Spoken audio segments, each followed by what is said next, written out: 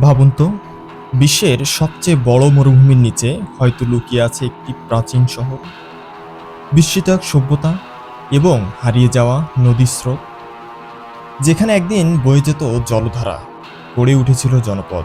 আর আর আজ সেখানে শুধু ধ্বংস আর নিস্তব্ধতা। চ্যানেলটি সাবস্ক্রাইব করে আমাদের সাথে থাকুন এবং বেল আইকনটিতে ক্লিক করে রাখুন।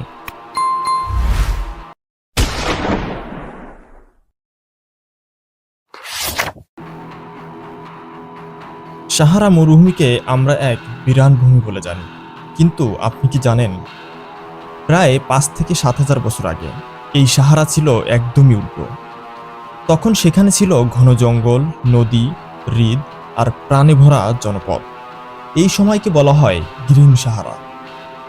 নাসা ও ইউরোপিয়ান স্পেস এজেন্সির স্যাটেলাইট ডেটা বিশ্লেষণ করে বিজ্ঞানীরা দেখতে পান সাহারার বালুর নিচে আনকোরা নদী নেটওয়ার্ক রয়েছে।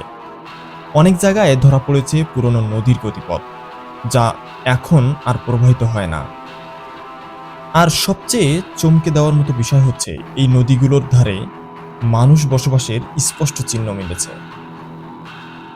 আলজেরিয়া, লিবিয়া বা মালি অঞ্চলের কিছু অংশে বালুর নিচে চাপা পড়া স্থাপত্য, পাথরের তৈরি ভবন এবং প্রাচীন শিলালিপি পাওয়া গেছে। বিশেষ করে রিচার্ড স্ট্রাকচার, যেটিকে অনেকে মনে করেন আটলান্টিসের সম্ভাব্য অবস্থান।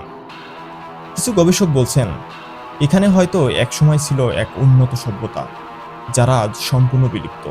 বিজ্ঞানীরা ধারণা করেন পৃথিবীর অক্ষের সামান্য পরিবর্তন এবং জলবায়ুর চরম রূপান্তরের কারণে সাহারার সবুজ ভূমি ধীরে ধীরে শুকিয়ে মরুভূমিতে রূপ নেয়।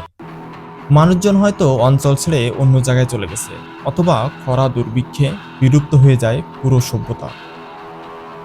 আজ আমরা হাঁটি সেই মরুভূমিতে। সেখানে একদিন হয়তো হাসি, ভালোবাসা আর উন্নয়নের গল্প লেখা হতো। কিন্তু কিন্তু এখন শুধুই বালি, আর এই বালুর নিচে চাপা পড়ে আছে এক অজানা ইতিহাস। প্রশ্ন রয়ে যায়, আমরা কি কখনো জানতে পারবো সাহারা মরুভূমির আসল সত্যতা?